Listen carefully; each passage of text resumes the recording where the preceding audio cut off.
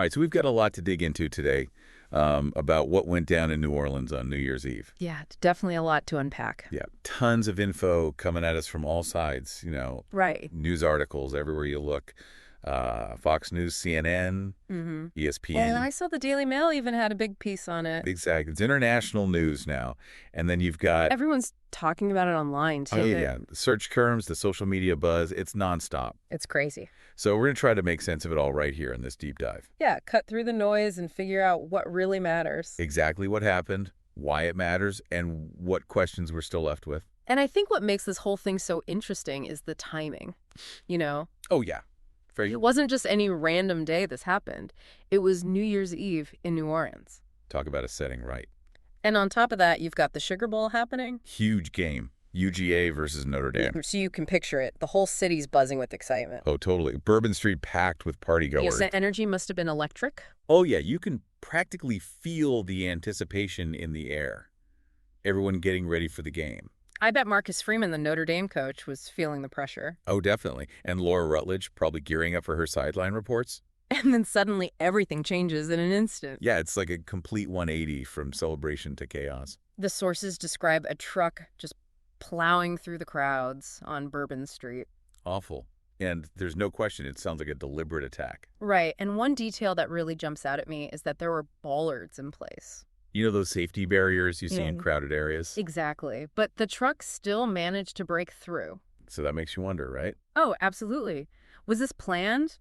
Did the perpetrator know about those bollards? Were they prepared to get around them? Chilling to think about. Yeah, and the aftermath was immediate and devastating. 10 people lost their lives.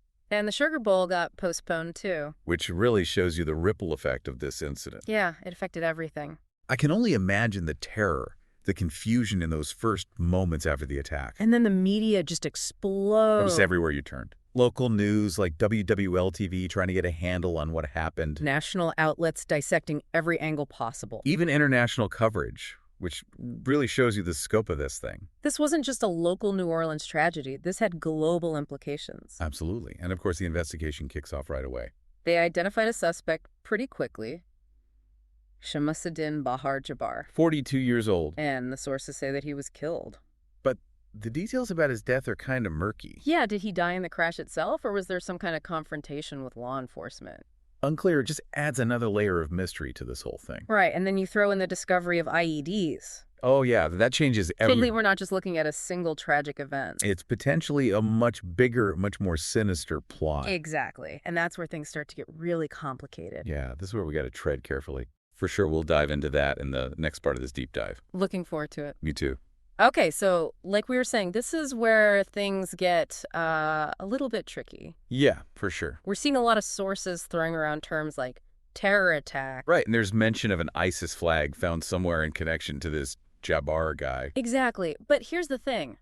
The FBI investigation is still going on, right? It's early days. So we can't just jump to conclusions and say definitively that this was terrorism. You've got to be careful not to endorse any particular narrative. Yeah, stick to the facts. Just report what the sources are saying without, adding our own opinions. Exactly. And speaking of opinions, you've got political figures weighing in now, too. Oh, yeah, I saw that. Governor Landry, the mayor of New Orleans, Cantrell. They both released statements. Which kind of shows you how quickly this incident became politicized. Right. And it makes you think about the bigger picture, doesn't it? Oh, for sure. Like this whole issue of security in public spaces. Especially during big events like the Sugar Bowl. It's a tough balance. Yeah. How do you ensure safety without preventing people from enjoying themselves?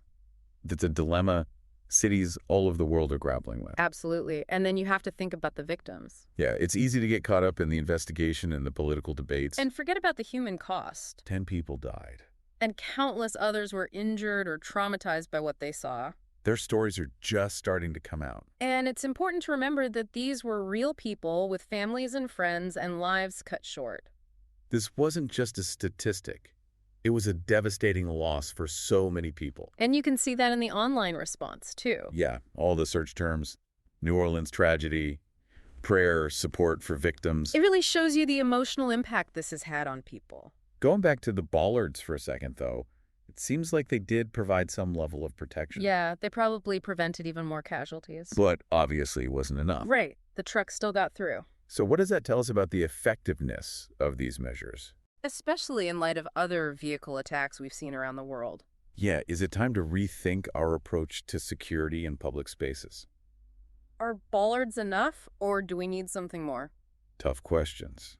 And then there's the economic impact to consider. Oh yeah, New Orleans relies heavily on tourism. The Sugar Bowl being postponed must have been a huge financial blow. Absolutely. Hotels, restaurants, local businesses all affected. And don't forget about the fans who traveled from all over to see the game. Right. Their plans were completely disrupted. It's a ripple effect that touches so many aspects of the city. And then you've got the whole social media angle. Oh yeah, that's a whole other can of worms. On one hand, it's a powerful tool for spreading information and connecting with people.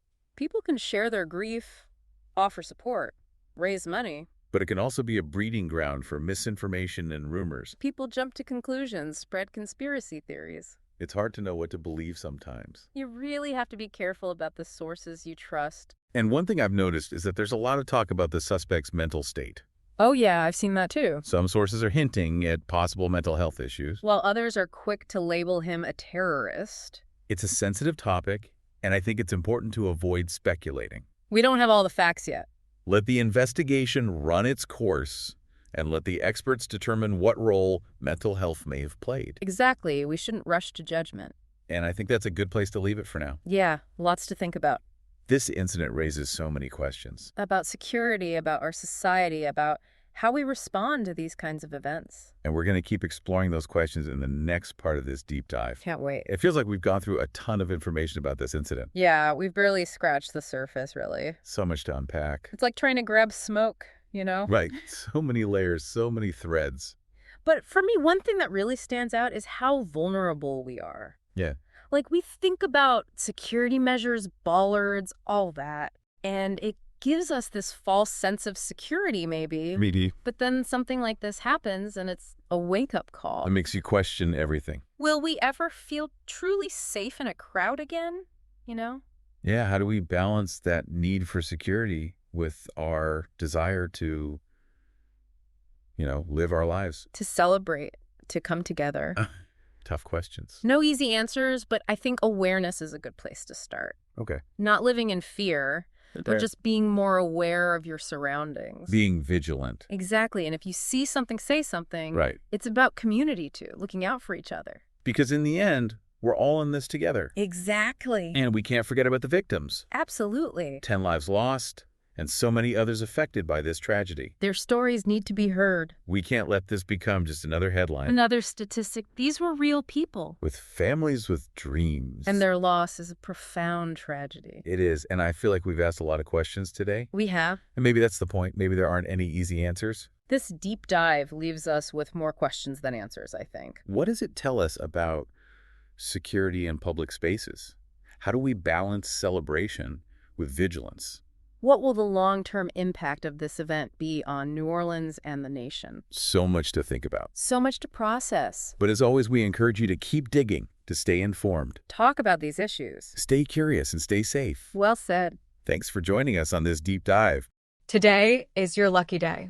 Today is the day that our $3 website works for you, paying you directly to your PayPal daily. Imagine $3 ongoing continuous payments to your PayPal account. Imagine falling asleep and waking up to $300 in your PayPal account. How would this make you feel? How could this help you? What bills could you pay? What kind of fun could you have? What does that retirement look like now? All for a one-time payment of $3. This website is DFY done for you, fully built and completely hosted, and never stops collecting payments for you. You have spent $3 on coffee on a regular, but that coffee won't help you create multiple streams of income. Click the link below.